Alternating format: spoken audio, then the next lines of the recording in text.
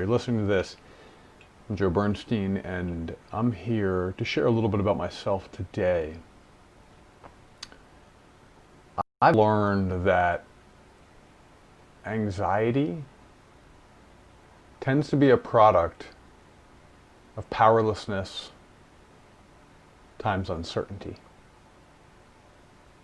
And we always have uncertainty in our lives. Nothing is certain. You go to sleep one night, you may or may not wake up in the morning. You get into a car, you may or may not get where you're going.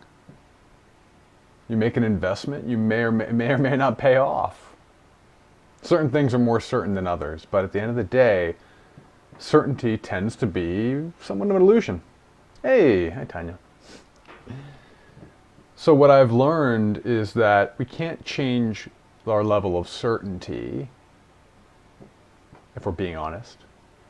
But we can always change any sort of story of victimization or of powerlessness, especially within our own internal world, within our own life. And one of the most liberating and empowering things I remember constantly is that I always have a choice. In fact, I was at a dinner Monday night, and we were doing all these little things, like people were asking these questions, and we were painting, and we were using a word that represented this thing called the Bushido, which is some big, bold action that we want to take. And the question that I got from somebody was, what's the thing that you remember most? And I immediately didn't go to a memory of childhood. I didn't go to some song lyric or something that you might think that a person remembers when we think about memory. But I immediately went to this idea that I remember most that I always have a choice. And in the moments where my life feels really hard, where it feels challenging, when I'm full of anxiety, when I don't know what to do, or I'm just unhappy, chances are I'm lying to myself and I'm acting as if I don't have a choice. And now that means in so many ways, we always have a choice. There are always more options. There's always more on the menu than we'd like to think. A consumer sees their options. They see A and they see B, and they don't like A or B, and then they complain. Or they just choose the best of the options. Right? But a creator knows that the menu is limitless and the options are limitless. And where I really become empowered, the most liberating thing I know, is to be able to do this with my own thoughts, do this with my own stories of the world and about myself. So I tell a story, and I think there's a lot of truth to this story, but it's not the whole truth. That for me to be present, for me to be focused, for me to be effective, for me to be valuable to my clients, for me to be calm, for me to be loving, for me to get online and do a live video, that I need to have certain things. My nutrition needs to be great. I need to have great sleep. I need to do my meditation. I need to do my affirmational work. And over the last couple of years, one of the things I'm learning is that those things help, and I would not want to build a life or create a life without them as part of my routine, without them as priorities. Well-being, emotionally, mentally, spiritually, and physically is one of my top values, and I want to live it. But what I'm learning is that I don't have to have every piece of the puzzle in place to show up in the ways that I want to show up in this world. So where this comes into play is I think it's a situation that people who have experienced anxiety in their life, which is most of us, but people who at least identify as having anxiety as something that's present for us on a regular basis, I'm one of them, by the way, we experience quite often. Big day tomorrow, and we can't sleep. Big day tomorrow, we can't sleep. So I had a 9 a.m. client. I had my 6 a.m. all week in the morning. I have this afternoon a new potential client. Someone who's reached out to me who'd really love to work with me. We're in the process where I'm going to dig in and really help her see what's possible and decide if we're a great fit. I have all this work I'm doing for a project that you'll hear about soon that I'll be launching on Facebook. And so I told myself I really have to have a good night's sleep.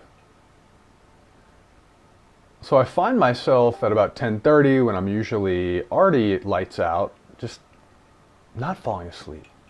Actually, not even wanting to go to sleep, not even feeling tired. And I find myself then in a place that I'm not used to, which is I didn't have anxious and ruminating thoughts, but my mind was just wide awake. It was just like awareness was bright and clear and powerful within me. And my body couldn't quite relax or get comfortable. And so what ends up happening is I sit there lying awake. An hour goes by.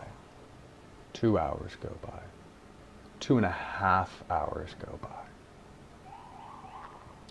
And I hear myself playing out this story. This is going to suck. You won't be able to do your workout tomorrow. You won't be able to be focused for your clients. You're going to deliver a shitty service to your first client. You're not going to be able to show up your best to do the work that you want to do on your project. You're not going to be able to show up your best for the work that you want to do with this new potential client, because I want to make sure that I give her the most of myself that I can.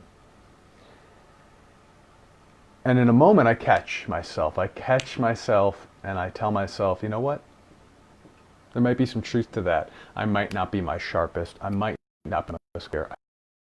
I'm rounded. But this idea that I can't be effective, productive, focused, powerful, conscious, present, or loving, that I can't do my work, that's a story. That's bullshit. In that moment I decided that I could stay wide awake all night long and I'm still going to be able to do my very best the next day. The truth of the matter is, whether or not I fall asleep has a big impact on how I show up in the day. But being tied up in negativity and fear-based thinking and frustration with the moment and projections of how terrible the next day is going to be and focusing on how much I'm going to lose, that's a choice, and it's certainly not going to help me have a better day.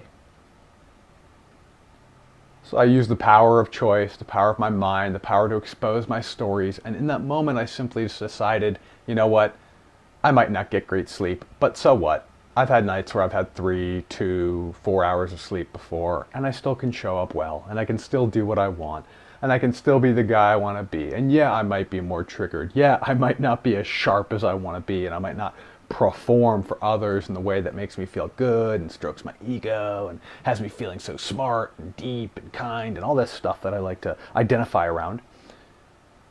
But I can still create the focus and the intention and the energy that I need to do my work the next day. And so I'd love to tell you that in this story I fell asleep right away because I let go of the tension and the anxiety and blah, blah, blah. But I didn't. I still had a really hard time sleeping. And when I did fall asleep, I woke up quite often. And I woke up feeling tired and my body was sore. And I needed a bunch of caffeine.